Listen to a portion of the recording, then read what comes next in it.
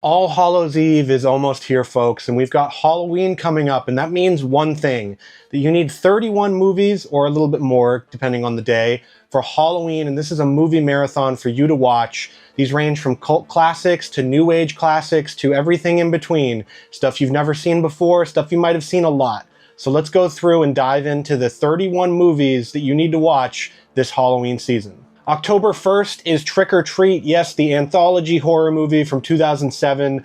This was originally filmed in 2004, but Michael Dougherty and everybody, it sat on the shelf until then, and now, thanks to Spirit Halloween and a bunch of other stuff, Six Flags Fright Fest, we've got a cult movie here in Trick or Treat. This is an anthology. It follows Sam, the sort of cute character here that is the sort of guardian of Halloween, guardian of the traditions of Halloween, and it follows this town where there are werewolves and murderers and killer children and guys who were bus drivers that might or might not have driven a bus of children off of a cliff for money from their parents. But it is a fantastic horror movie, a fantastic Halloween movie all around. If you love the spirit of Halloween, you'll love Trick or Treat. Watch it on October 1st to get the best out of all of it. October 2nd, we've got Halloween 4. I would put this one first, but Trick or Treat is my sort of tradition to watch on October 1st because it really does feel like the most Halloween of Halloween movies. Halloween 4, the opening of this one, is amazing. It is the entire holiday you can imagine just in one sort of 2-minute scene. It's what Halloween feels like in my head and in my heart.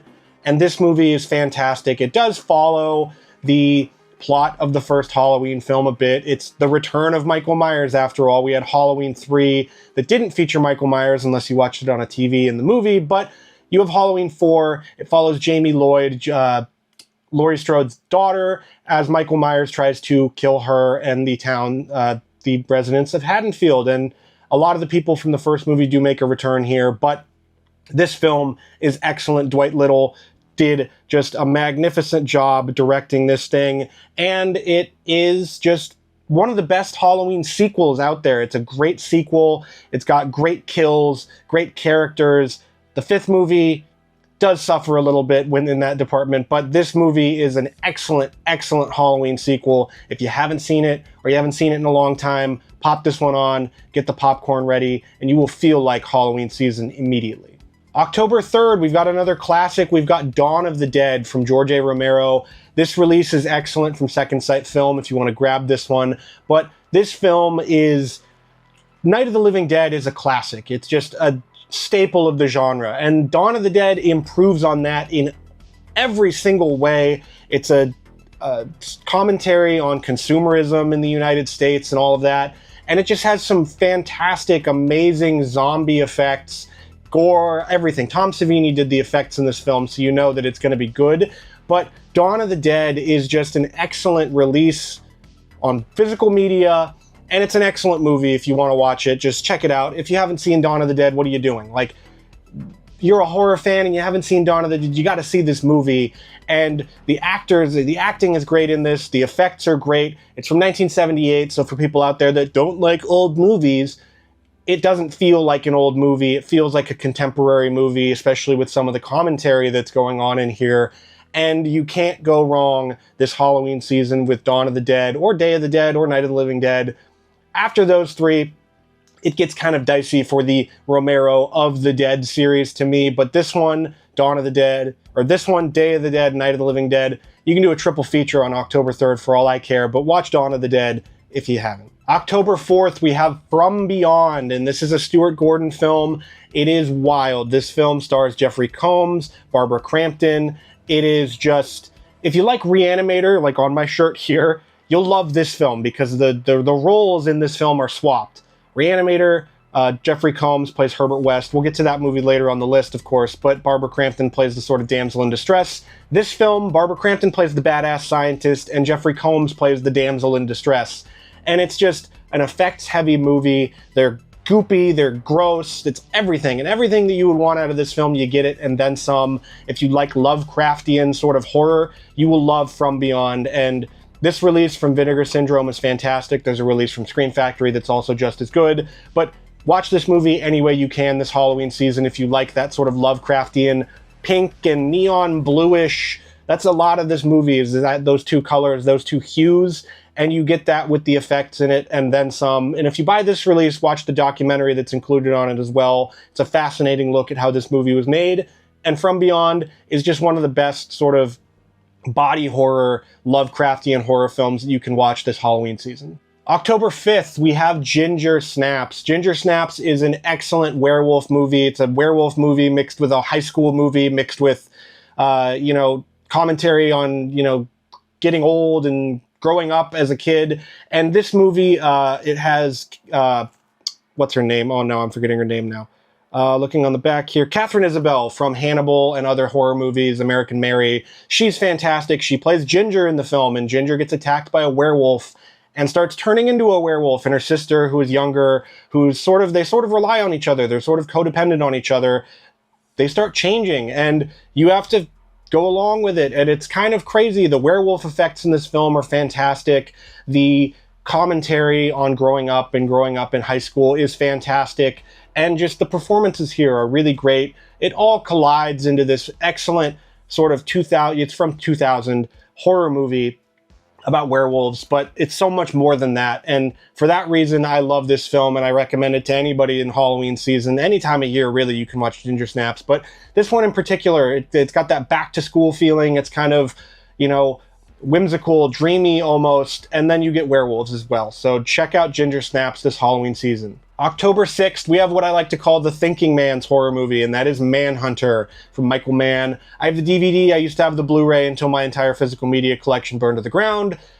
So the DVD is going to have to do it for this rewatch this Halloween season. But Manhunter is such a cerebral, I called it the thinking man's horror movie, and it's so cerebral and it's so just thought-provoking in everything in it, and you feel for Will Graham and you feel for the characters in this film. And Anthony Hopkins is a great Hannibal. Mads Mikkelsen is a great Hannibal, but Brian Cox in this film is my favorite Hannibal that's been put on film. He just captures that giddy schoolboy feeling that the character should have, and then dials it up even more so. And he's not a huge part of this story, because this really is Will Graham's story trying to find the killer, but he's fantastic.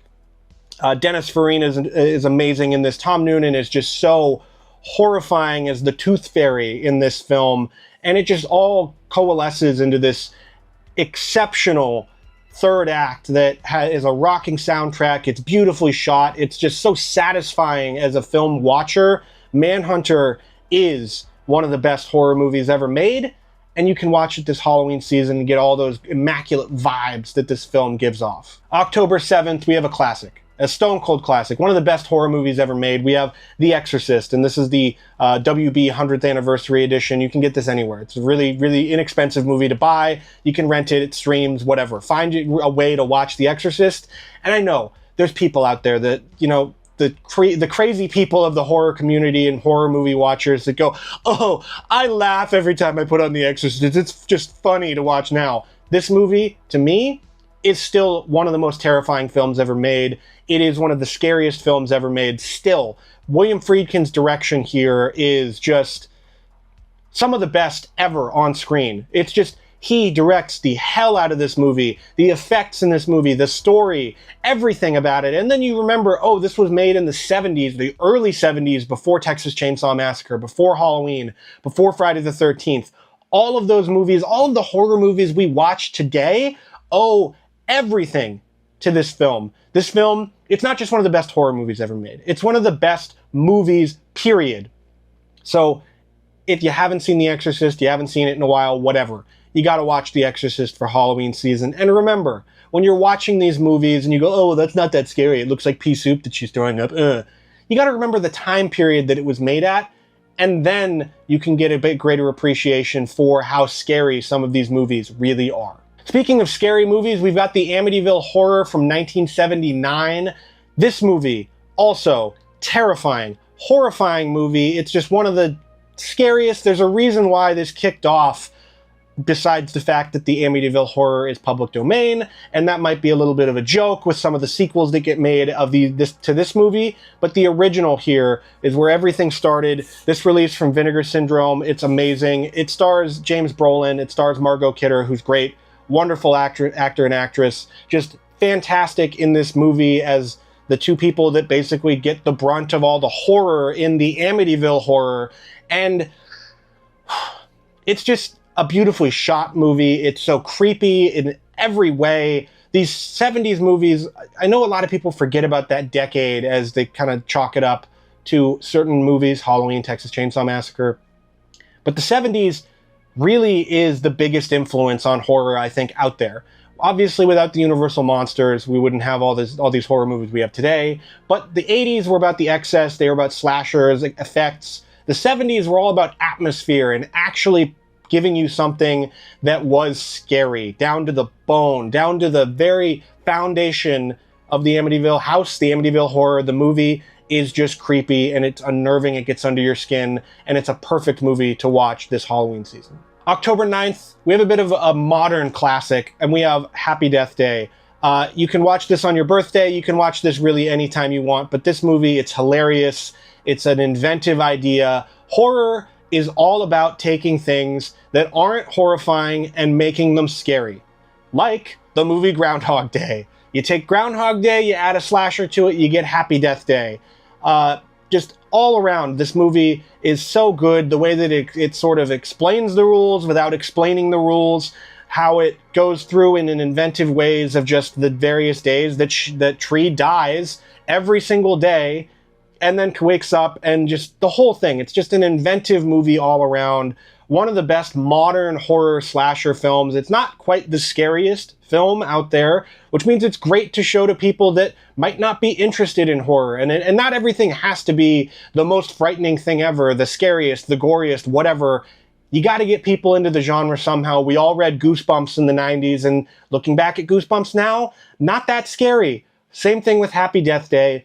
It's a great movie to get people into the genre, and then you capture them, and then you show them the rest of the classics. But Happy Death Day is a new age classic of the genre that you can watch any time of year, but watch it this Halloween season. October 10th, we have a bit of a underrated film here with I'm Dangerous Tonight from director Tobe Hooper. Madgenomic is just smoking hot in this film. You can see her on the cover right here. It's from the mind of Tobe Hooper, who did Salem's Lot, Texas Chainsaw Massacre, Poltergeist. Yes, he directed Poltergeist. If you think that Tobe Hooper didn't direct Poltergeist, you're an idiot. But besides that, this girl, Amy, played by Madgenomic, she discovers an old cloak, and makes it into a sexy red dress, and it looks great. And then it brings on some demonic impulses and all of that. And so you run into that. It's got a great cast outside of her. It's got Dee Wallace, Arlie Ermey, Natalie Schafer, and Anthony Perkins from Psycho is in this film. And this one is from, I think it's from 1990. Yeah, it's from 1990, but it feels like an old school classic, sort of late 80s or late 70s, early 80s horror film, but with a bit of an update for the 90s. And it's just an excellent film. This release from Kino Lorber is great. It's got tons of special features. You can watch this one for Halloween season if you want a bit of an underrated Halloween movie. October 11th, Overlord.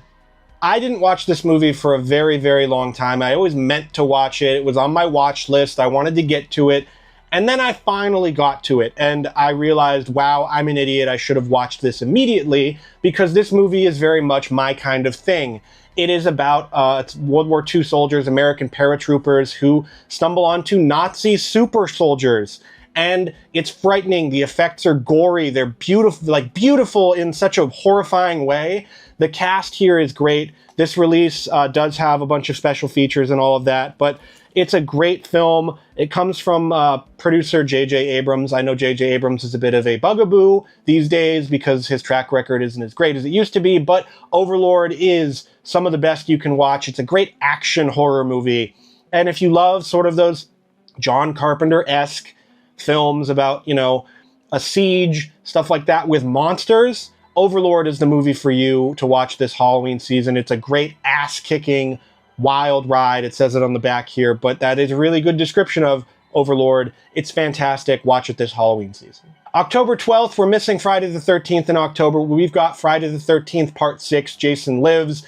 This is my favorite Friday the 13th film. It's one of my favorite slashers in general. This movie, it came out in 1986, and it did what Scream was trying to do before Scream. This movie walked so that Scream could run, and it's just, outside of all of the meta humor that you get in this film, the rockin' soundtrack featuring 3 Alice Cooper songs, you get just an awesome performance as Tommy Jarvis from Tom Matthews, the third actor to play the character after the first 2 couldn't reprise their roles for various reasons. But this one, Jason gets reanimated like he's Frankenstein's monster. He gets shocked by lightning and comes back to life.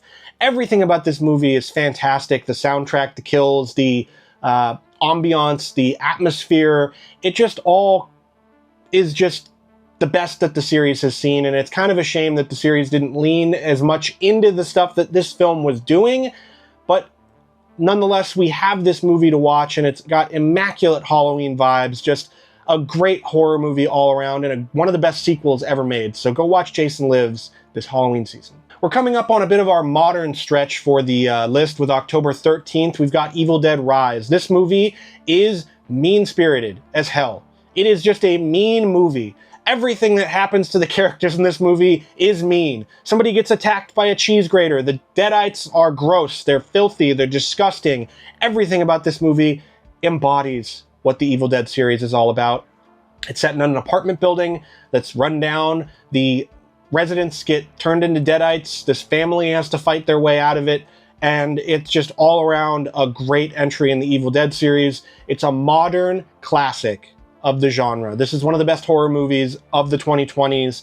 If you haven't seen this one and you love the Evil Dead series, like Sam Raimi and Bruce Campbell put their stamp of approval on this one as producers, and they weren't just involved like as, okay, we're going to throw their name on it or whatever. They were involved with this film, with the making of this film, with the tone, the plot, everything. And it just goes to show that Evil Dead Rise is so good. The Evil Dead series is doing it right, where they're taking the stuff that you know and love and they're giving it to new, fresh filmmakers to make stuff out of it and make new original stories, but with that sort of Evil Dead covering that we all know and love with the Book of the Dead and all of that. So check out Evil Dead Rise if you want to see a modern movie that knows how to do horror right. October 14th, speaking of modern movies that know how to do things right, we've got Sinners. Sinners, and I know there's going to be plenty of people out there that go, oh, Hunter, that's not a horror movie. Yes, it is. Shut up. You don't know what you're talking about. This movie, it combines stuff of like near dark with action and comedy and music. There's a musical section. It's just, this is the best movie of 2025. I'm going to say it now. As of recording this video in October of 2025, this is the best movie of 2025. It's excellent. Michael B. Jordan is fantastic in his dual role. Haley Steinfeld is just absolutely smoking hot in this film. Everyone. Ryan Coogler has the sauce. He knows what he's doing. He does it well. This movie proves it. Sinners, it's scary, it's inventive, it is just all around one of the best movies of the year, but really one of the best horror movies of 2025. And if you want a modern day movie to watch for your October movie marathon, Sinners is the one to watch. October 15th, we've got The Blob, the remake from the 80s. What is this? 1988, Frank Darabont. And this movie, I also waited on seeing this movie for a long time because I was like, oh, it's a remake of The Blob. Like, how good could it be? The Blob is a fantastic movie. This movie is better. This is one of the best examples of a remake ever. It outdoes everything that the 50s version of The Blob does and then some. It's terrifying. Holy crap, The Blob is so scary in this movie. It's not even, it doesn't talk. It doesn't do anything. It just takes over and eats and eats and eats and eats and eats, and you can't stop it. That is the terrifying part about this movie, is that you cannot stop what the Blob is doing. And it's frightening, and this release from Scream Factory is amazing. It's the best that the movie's ever looked. It does star Shawnee Smith from Saw, the Saw series. It stars Kevin Dillon. It's got Jeffrey DeMunn, who's from The Walking Dead. Just all around a great movie, a great remake, great just vibes, look to the movie, and just a fantastic sort of conclusion to it. A really, really heart-pumping third act.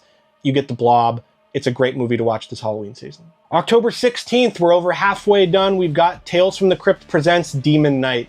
I've put Demon Knight on my lists every single year because this movie just kicks that much ass. William Sadler is the man in this movie. Billy Zane is amazing as the titular demon in the film.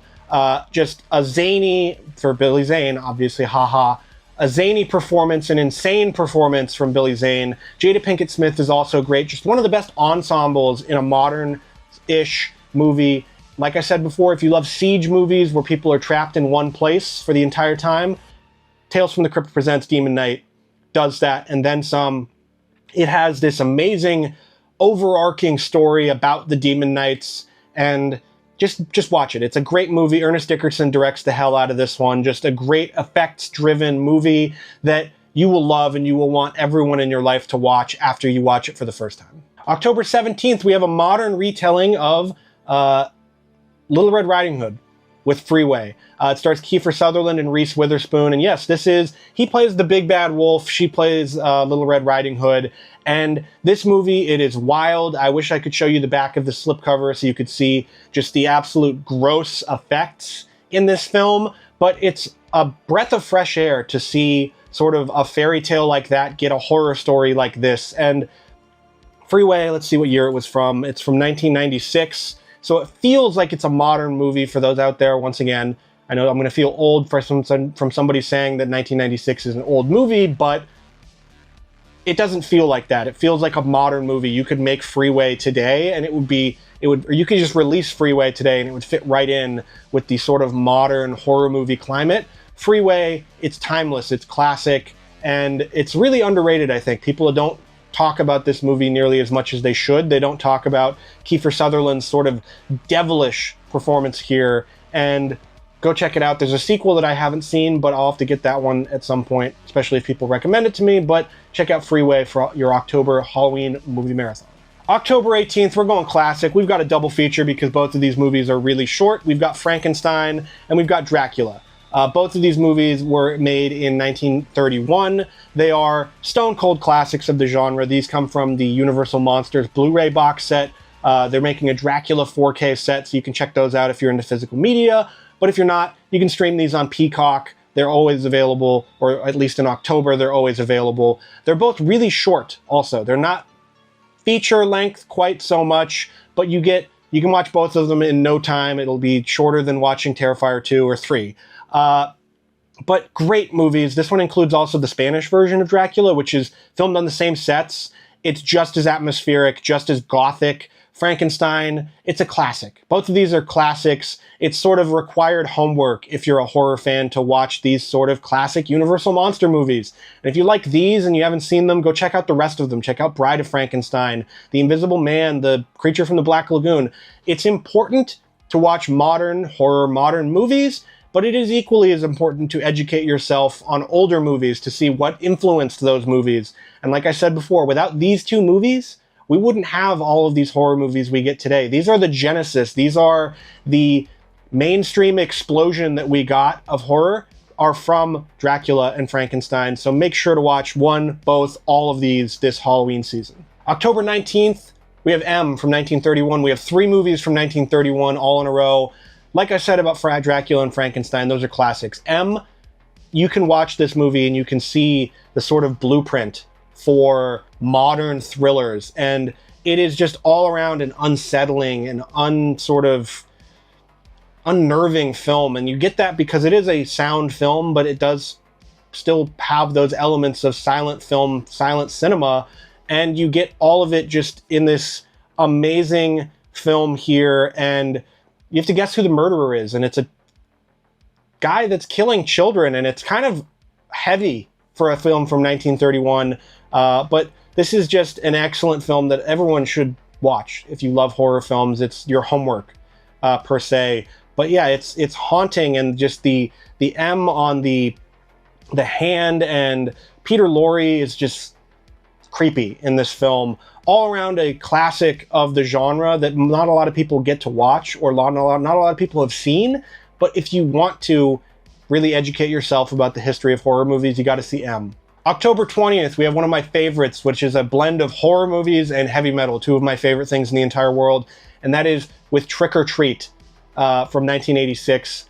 This movie, it's about a kid that is bullied. He's kind of a loser in high school, and he loves this band, and he brings their dead singer back to life with a ritual, and then the singer starts picking off the people in his life that have been screwing with him. It's a fantastic premise for a film, and it's all around just got amazing Halloween vibes, because you've got a great soundtrack from Fastway, you've got great performances across the board, great effects, great action sort of horror set pieces, and just all around a story that is resonant with everyone out there, because everyone has been bullied or has been an outcast at some point in their life, and you really feel for the main character in this film.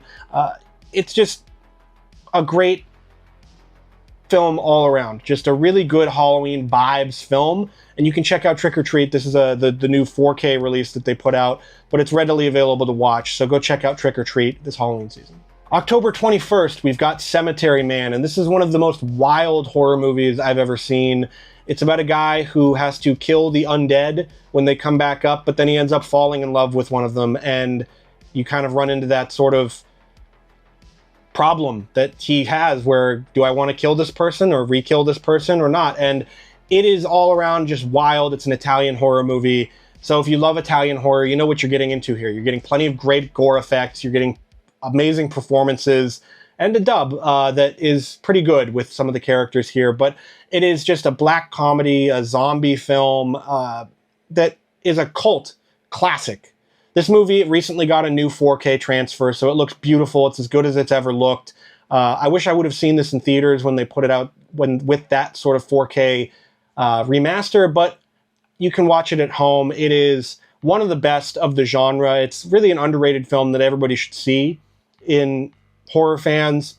It's one of the best examples of a sort of early 90s film, because a lot of those Italian horror films of the era, they come from the 80s or the late 70s with like Zombie and stuff like that, or Demons. But this film really deserves a second look from people, a first look from people, any kind of look for Cemetery Man. October 22nd, we have Killer Clowns from Outer Space. This one is a cult film among all cult films. We started off with Trick or Treat, where we've got Killer Clowns here, and the two thing that bridges those two movies together is that Spirit Halloween has kept them alive all of this time.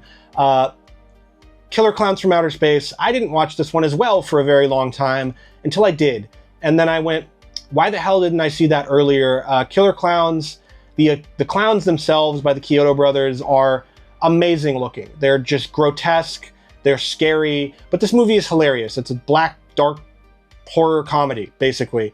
And the characters in it are fantastic. It's got plenty of actors that you'll recognize. But yeah, the Chiodo brothers work here with the sort of look of the clowns and everything. You can go to Spirit Halloween and you see a million Killer Clowns things for a reason, because they're so iconic looking. And this is where it starts, and the music in this film is great. The third act with the, I don't want to spoil it for people who haven't seen it, but the clown in the third act that is there is just a whole nother effect, basically, of monster making and monster makeup. So it is just a great movie. Really underrated gore as well for gore hounds out there, but this release from Scream Factory is fantastic. You can stream this one on streamers and go watch Killer Clowns from Outer Space. October 23rd, we've got Terrifier. Now, I debated whether or not I wanted to put Terrifier 1, Terrifier 2, or Terrifier 3 here, or all three.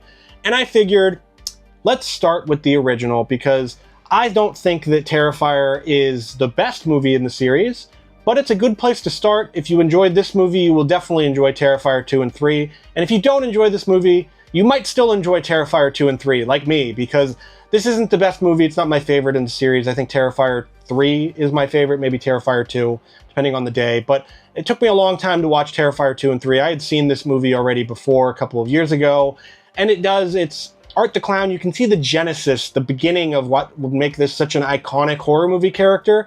And really, he is. He's the slasher icon of this generation. We don't have movies from Freddy. We don't have movies from Jason. We've had movies from Michael Myers, but we haven't had them in a while. Art has taken up the mantle as the resident slasher villain, and This movie, you can see the debut, the genesis of that, and then you can see where it really turns in Terrifier 2 and 3 if you like this movie. I did have some qualms with it, you know, the final girl that was supposed to be the final girl not being the final girl is kind of annoying to me, but you can see where the series would go, and it's a great place to start, and it's not a very long movie either. It's only like 80 minutes or something like that, so you can get it out in a breeze. If you like gore, you'll like this movie, and you'll like the second and the third one as well. We've got the movie on my shirt. We've got Reanimator with the excellent 4K restoration that Ignite Films did. This movie, like I was saying about From Beyond, Stuart Gordon is a master of horror. Jeffrey Combs is great. Barbara Crampton is great. Bruce Abbott is great in this film. All around, the effects, the music, the vibes, the neon green, everything. This is just an amazing horror film and one of the best of the genre. It's a zombie film. It's funny as hell in some places. It's disturbing and gross in others. That scene in particular with a head on a metal plate, that one, definitely disturbing. Not one you want your parents to walk in on when you're watching this film. But all around, Reanimator is one of my favorite horror films, and it's one of the best examples of the genre, of the vibes of Halloween. You get it here, and of course it's an H.P. Lovecraft story. Like, you can go read any of his stories and they all have immaculate Halloween vibes, but this movie in particular captures that and then some, and you get plenty of it with Reanimator. October 25th, 6 more days till Halloween, Halloween, Halloween, Silver Shamrock. We've got Halloween 3, Season of the Witch. And I will go to my grave saying that if you just called this movie Season of the Witch, right there, this would be a Halloween instant classic film. People would revere this film like it should have been revered.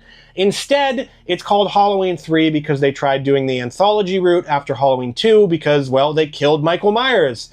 People saw this in the theaters and they went, where the hell is Michael Myers? We want more Michael. And then we ended up getting Halloween 4 and all of the sequels after that. But this movie, if you explain the plot of this movie to anyone, it is wild. It is a toy company has shards of Stonehenge in the Halloween masks that they make, and a broadcast signal awakens the shards in their mask and kills kids because of the guy that runs the company wants to return Halloween to its sacrificial roots. Yes, that sounds as about insane as it gets, and there's robots, and there's a random weird sex scene between a person that they just met because they're investigating her father's death. Tom Atkins' mustache gets the award for best mustache in movie history here. And all around, this movie is just fantastic. I love this movie. I will watch this movie any time of year, but really it's a great Halloween movie. Some of the shots of the kids going out on Halloween trick-or-treating, you could put that stuff on repeat. Really, it's just, that is what the holiday is all about, and Halloween 3 is an excellent Halloween movie. October 26th, we have Night of the Demons 1 and 2. Night of the Demons 1, just a great party movie. Night of the Demons 2 continues the story with Angela, and it's a Halloween party, both of these. So if you love Halloween, you love parties. I love throwing Halloween parties every single year. It's one of my favorite things to do, getting people together and just having them wear costumes and, you know, have some drinks and candy and all that and good food. That's my idea of a good time. Both of these movies are great times. Night of the Demons 2, not as good as Night of the Demons 1. Night of the Demons 3 also can go into this if you'd like to watch all three of them in a triple feature. But for now, this double feature is Night of the Demons 1, Night of the Demons 2. Excellent effects, just all around, very terrifying films, really. Just kind of, they're funny. They sort of capture your attention in that sort of 80s quirky kind of happy-go-lucky way, but then they smack you over the face with some great demon effects, some great gore effects all around, and both of these are awesome to watch this Halloween season. October 27th, we've got an underrated movie, Behind the Mask, The Rise of Leslie Vernon. This is sort of a mockumentary in sort of that Spinal Tap style, where it follows a camera crew chasing around Leslie Vernon, the next great psycho slasher. And it also features Robert Englund, and it's directed by Scott Glosserman. This one's from 2007. I hadn't watched this one before, and then I watched it just on a whim because someone recommended it to me. But this movie is hilarious. It's excellent. It's gory. It goes into a lot of the stuff that we laugh about in slasher movies, and is just a good movie that I think a lot more slasher fans out there need to see. You need to see Behind the Mask because it's very funny, but it also goes through the symbolism, the symmetry, the symbolism, the sort of stuff that goes into slasher movies and deconstructs it almost, kind of like Scream did. But yeah, it draws the line between like the camera crew as characters in the film even, and so it's just a really, really great horror movie that I don't think too many people have seen, and so they need to. This release from Scream Factory is excellent as well. Robert Englund's in it, so that's originally the reason why I watched it, was because I wanted to see all of Robert Englund's films, and this movie is absolutely excellent. October 28th, we have Night of the Creeps, and yes, this is another Tom Atkins classic, a Night of the film, but not Night of the Living Dead, Night of the Creeps. This one, it features creatures that are kind of like zombies that come from this alien sort of organism that jumps in their mouth like a slug and turns them into a zombie, and it's got some excellent kills. It's an 80s movie while also feeling like a 50s movie. It's got characters named after famous directors. Just all around, Night of the Creeps is one of my favorites of any horror movie or any genre, but for Halloween season, the vibes here are immaculate. The director's cut is a little bit different than the sort of special theatrical cut, so you can watch both of them and get the two endings. But Tom Atkins is great in this film. The two main characters, they're great. The effects are great. The feeling of watching this movie just makes you feel good, and it is an excellent Halloween season movie for you to watch on your movie marathon. October 29th, we have one of the most recent additions to my collection, and that's Subspecies. Subspecies I hadn't watched at all, and it's a full moon movie, but it doesn't feel like a full moon movie. It's got definitely some production value and all of that. It's a great vampire movie, just overall excellent, sort of underrated choice for a horror movie marathon. But Subspecies, it comes from, 1990? 1990, yes. I had to look at the date on the back there. But Subspecies, it's about vampires fighting each other. You get some excellent set pieces, some excellent vampire effects, some blood, some gore, everything you'd want out of a full moon movie that feels like it's a bit higher budget than your average full moon movie. But this one is great. This is the Blu-ray of it, and you can grab this. It's readily available to stream. Full Moon has their own streaming service, I think. So you can go check it out on there. You can watch this one. It's pretty readily available, and a great vampire underrated movie for your Halloween movie marathon. October 30th. That's a special day because, well, October 31st always has the same two movies for me on all of these movie marathons, but we've got Dog Soldiers, and it's a theme of this year, is movies I wish I had watched earlier. And Dog Soldiers is the ultimate in that. I just recently got this 4K of it, but I saw it on the last drive-in, which is a great way to find movies that you might not watch or might not have seen. This movie absolutely kicks so much ass. It's a siege movie with werewolves, with British commandos that are stuck in the Scottish Highlands on a training mission. It's kind of like Southern Comfort in that way, but there are werewolves instead of crazy Southern, Cajun people.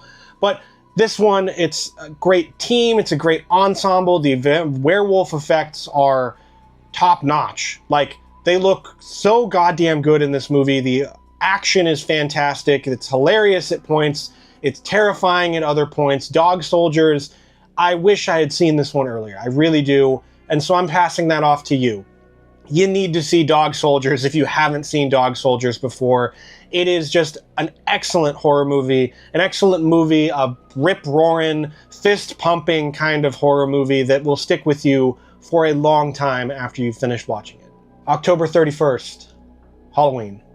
What other movie could you watch other than Halloween and Halloween 2?